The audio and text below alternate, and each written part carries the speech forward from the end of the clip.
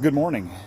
After having a night to think about things and reflect on where we're at as a nation, as a people, and I continue to come to the conclusion that I can't feel good about this.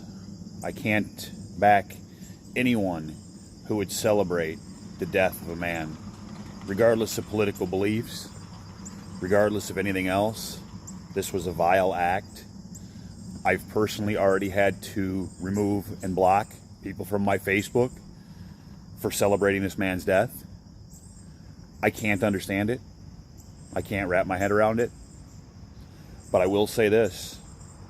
This does not deter me from believing that we live in the greatest nation that has ever existed in the history of humanity. It does not stop me from celebrating President Donald J. Trump as my president. And this is exactly what I think about anyone that would celebrate a man's death, regardless of political views.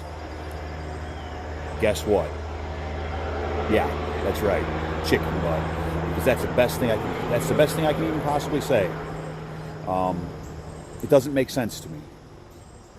There's just absolutely no justifying it. There's no way that you can justify celebrating someone's death. Especially with his family in the crowd when this happened. Can you imagine being this man's wife? Being his children, his young children? I believe his children were 3 and 1 years old. The 3-year-old might be old enough to remember this.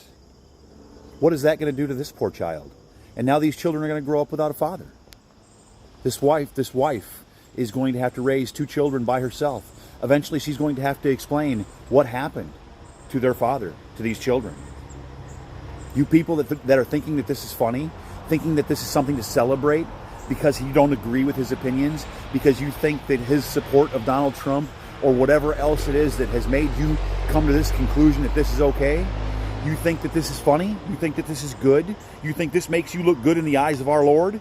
Well, it doesn't. And he will remember, and you will be judged. Thank you for watching this video.